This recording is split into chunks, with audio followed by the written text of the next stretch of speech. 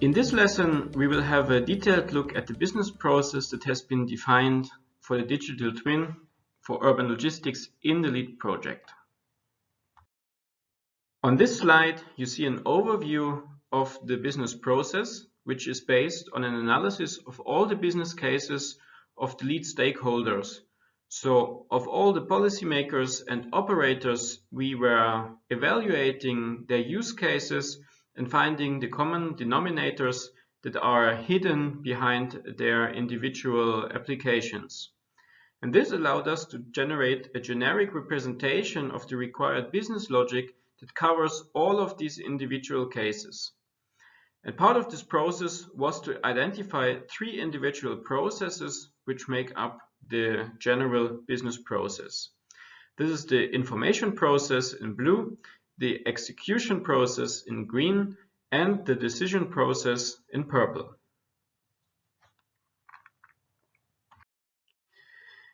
The tasks of the information process are to manage contextual data, which may arrive from the real-world system. So this can be geographical information, for instance, the zoning system, which would be static data that doesn't change often, or other operational information such as the temperature or whether it will rain in a certain period of time.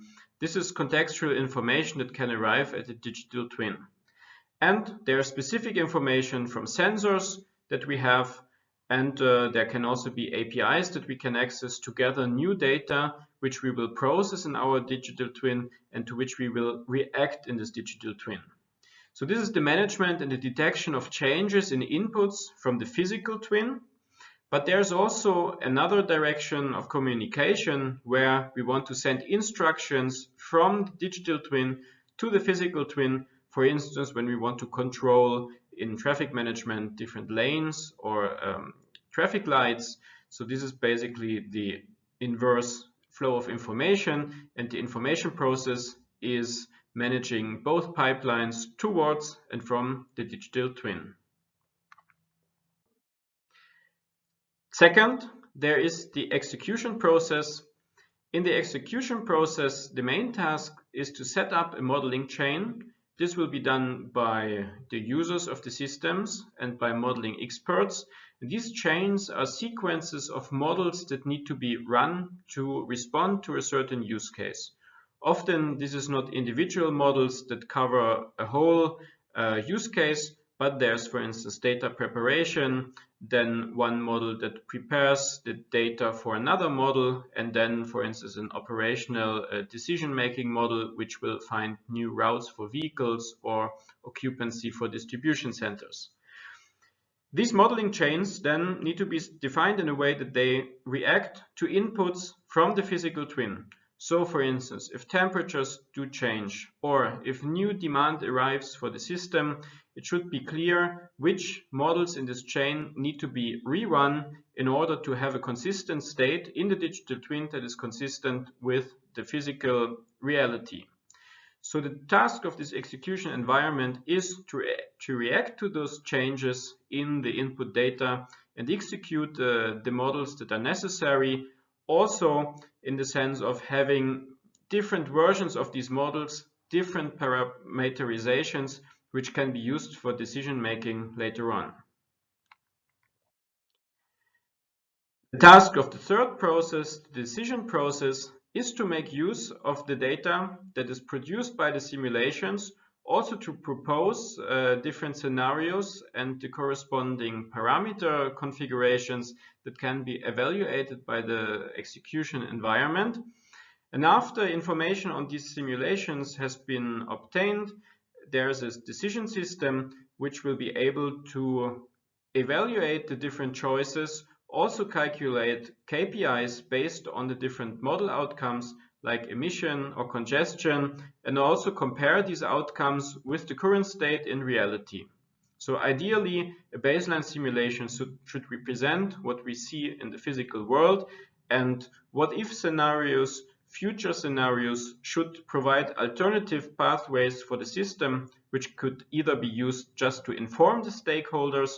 So this decision process will send a report to the users which are interested in specific scenarios, or there's even the option to update the physical system automatically by sending certain instructions to the information process, which will forward these instructions to the physical units. Let's have a look at this process with a specific example. Let's say we are a fleet operator of last mile deliveries. We are doing on-demand deliveries, so we need to react quite quickly to new incoming parcels that need to be sent from certain distribution centers to the final consumers. For this, we have set up a routing module which takes the current positions of all our vehicles, knows the demand, knows from where to where we need to transport parcels, and then calculates the optimal routes to save energy but deliver the parcels on time when they are expected at their destination. We have connected the model in a way that it will react to certain events, like when new congestion information arrives, which may affect our operations, but also when new demand arrives, so if we need to transport new parcels. Our system will be triggered once there is new data that can be processed, and then we will execute new simulations in which, for instance, we can try different combinations of sending vehicles to different areas in the city, and we may have predictive information on what demand we were expecting in certain areas from historic information, like for instance from the week before. So there we will have different scenarios with different uncertainties that we can evaluate with different parameter combinations. These will be evaluated by the decision system. So we have more robust cases where we are sure that maybe when future demand arrives, we will be sure that not all our vehicles are in a different corner of the system. So we can, for instance, find a robust decision which will make sure that our system works smoothly, also if new parcels arrive in the future. Given we have found some cases in which we can fulfill our requirements on uncertainty and robustness, we can select among them those which have the minimal energy consumption or the minimal costs and identify them as the best outcomes of our system. We can then use this information, compile it, and generate a detailed report that can be sent to the decision makers. If we are now in a context where we have a rather predictive digital twin, so actually not the case where we deliver parcels from 1 minute to the other, but where we, for instance, look at long-term infrastructure decisions, we would now send a report to the decision makers so they can evaluate different scenarios.